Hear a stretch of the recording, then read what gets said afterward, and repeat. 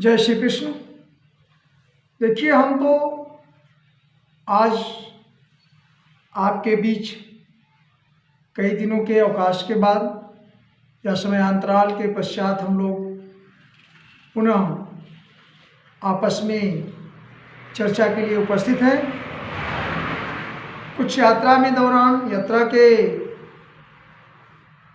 समय आपको एक दो चित्रण मिले हुए थे और इसी के साथ 22 जनवरी को अवध में श्री राम विराजे,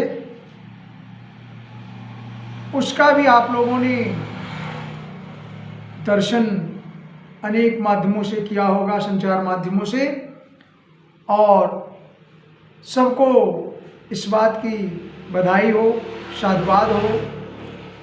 आज हमारे इस चरण में कलयुग के जो यह चरण हमारे सामने चल रहा है, उसमें भगवान लगभग 500 वर्ष बाद श्री राम जी की बालक मूर्ति जन्म स्थान पर स्थापित हुई।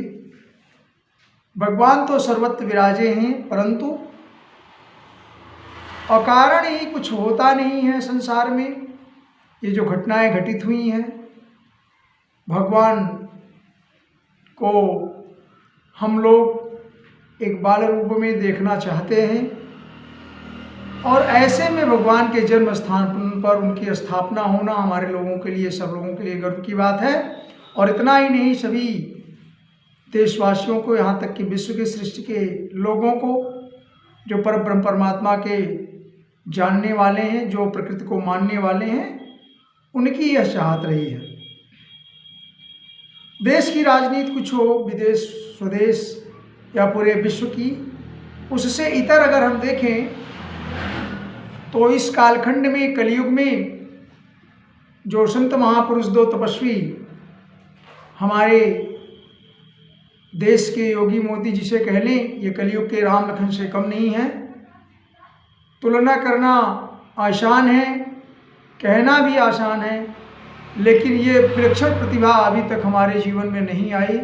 इसलिए ऐसे दोनों संतों का हमारे तरफ से साधुवाद, और हम चाहेंगे आप सब लोग ऐसे दोनों संत के जीवन की कामना करें, ये दीर्घायु हों, क्योंकि इनके रहते ही हम लोगों ने भगवान के दर्शन करने के सौभाग्य मिले हैं और आगे विश्व में हमें उत्तरोत्तर वृद्धि की आशा है।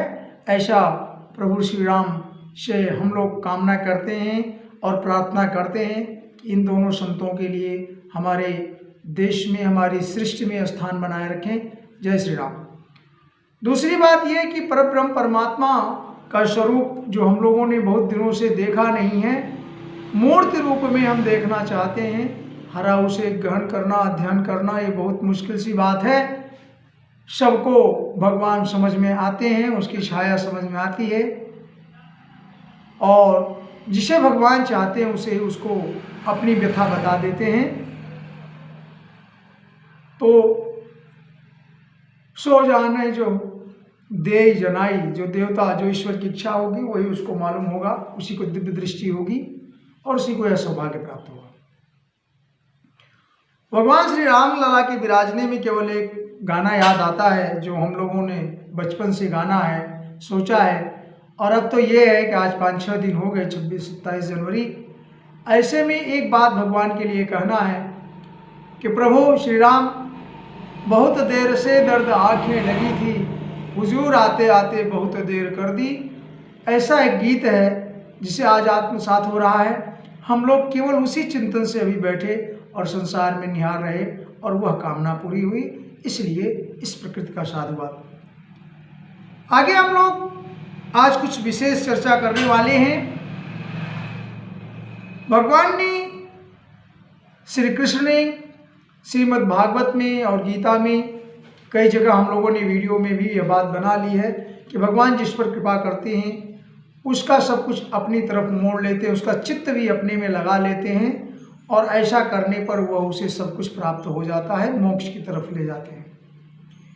इस तरह से भगवान ने गीता में भी अर्जुन से यह बात बताई कि देखिए, मेरी आराधना तो बहुत कठिन है, और मुझे पाने के पश्चात भी अगर कोई पुरुष, कोई जीव सकाम कर्मों में, इंद्रियों के सुख भोग में लगा रहता है, तो वह उसका पागलपन ही है, क्योंकि मैं तो सर्वश्रेष्ठ ईश्वर मोक्षदाता हूँ। यम ही न व्यथन्ते ते पुरुषम पुरुषर्षभ। हे अर्जुन, पुरुष श्रेष्ठ सम सुख दुखम धीरम, जो पुरुष सुख दुख को समान समझने पर और जो अपनी इंद्रिय को विषयों के संयोग से दूर रखता है, या ये कह लें इंद्रिय और विषय संयोग, इंद्रिय का जो विषयों से, चाहत से, लालच से, विपाशा से या इच्छा से जो संयोग होता है, वह उसे व्याकुल नहीं होता, ऐसा पुरुष मोक्ष के योग्य होता है।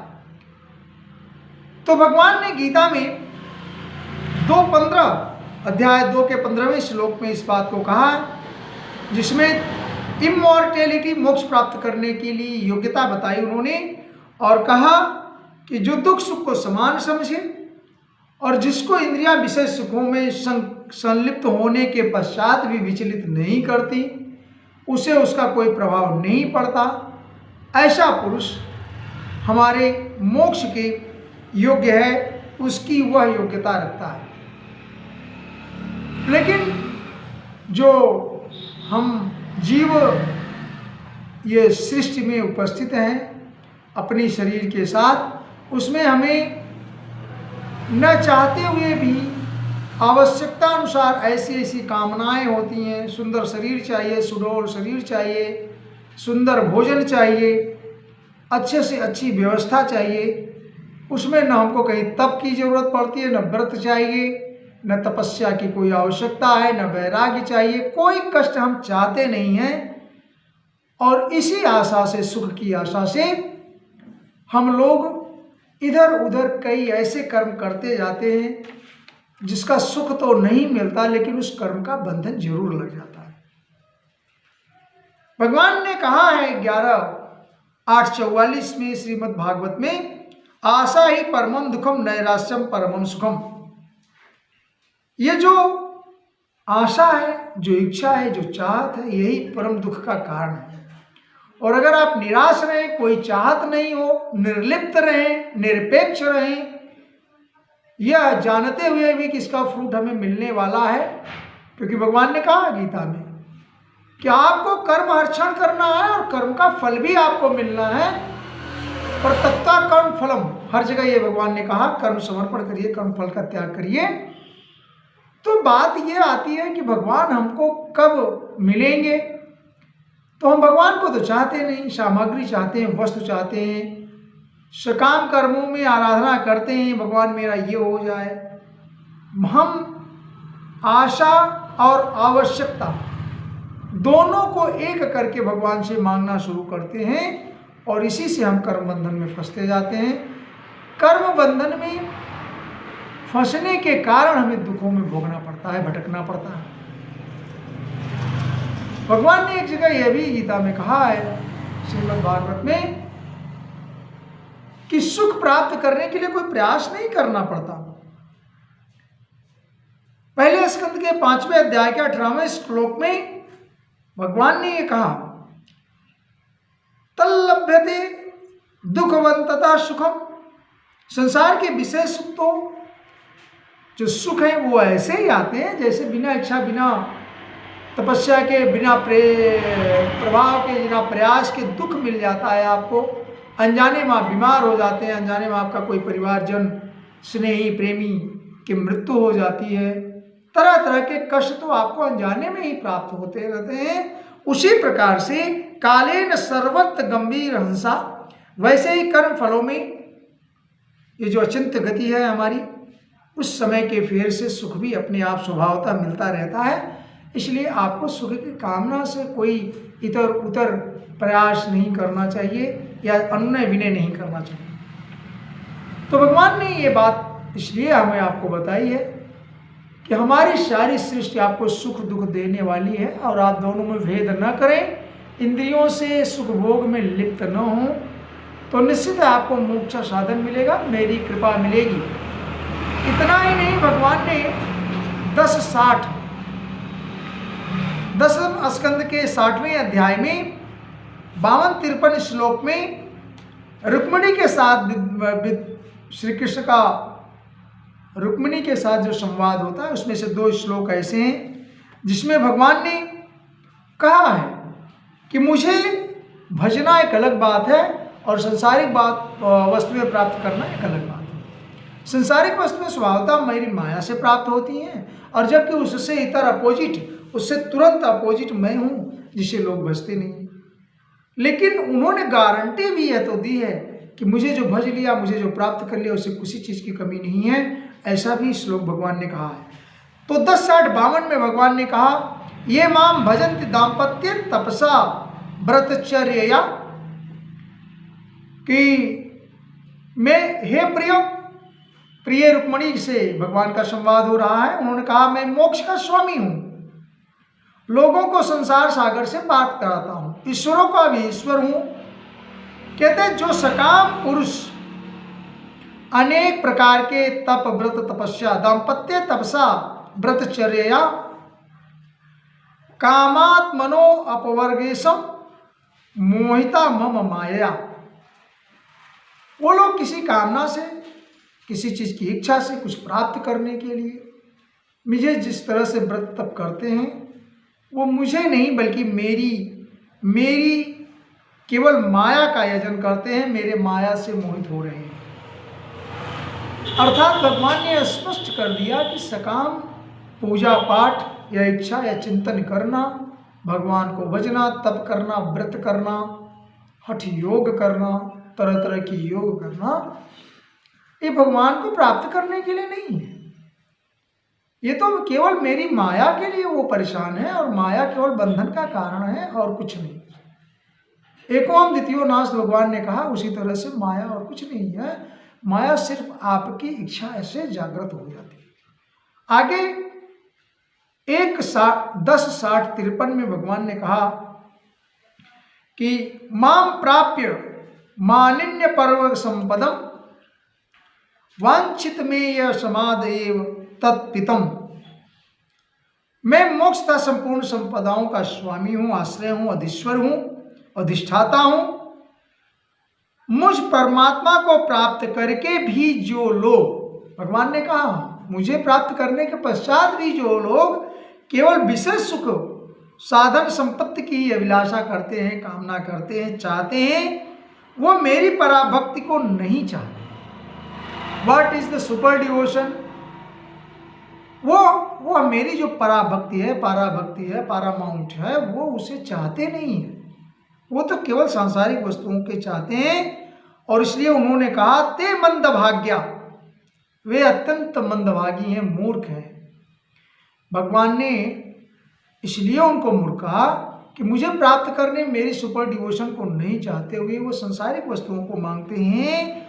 ते मंदभागा निरय ते नृणाम मात्रात्मकत्वा निरय सुसंगमा।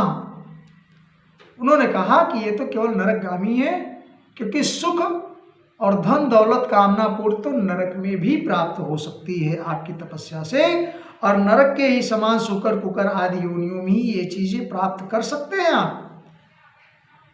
परंतु उन लोगों का मन तो विषयों में ही लगा रहता है, इसलिए उन्हें नरक में ही जाना पड़ता है, क्योंकि उनकी आवश्यकता उनके कर्म, उनके बंधन के कारण पड़ते हैं और तरह तरह की योनियों में भटकते रहते हैं। इसलिए उनमें सत्वगुण, रजगुण, तमोगुण में से सत्वगुण की आराधना कम होती है। क्यों? क्योंकि सत्व देवलोक को जाने वाला है, तपस्या उसमें होती है, वैराग्य की प्राप्ति होती है, उसमें भगवान की भक्ति होती है, सकारात्मक चीज़ें होती है। इसलिए सत्वगुण नहीं, बल्कि वो रजोगुण की तरफ मांगते हैं। रजोगुण से उनके अंदर माया व्याप्त होती है, इच्छा जागृत होती है, तय मैं तेरा, तुम्हारा अपना माया का भेद हो जाता है, और इस भेद से उस सुख की कामना से तरह तरह चीज़ें प्राप्त करने के लिए, ऐश्वर्य आदि की प्राप्ति करने के लिए टहलते रहते हैं।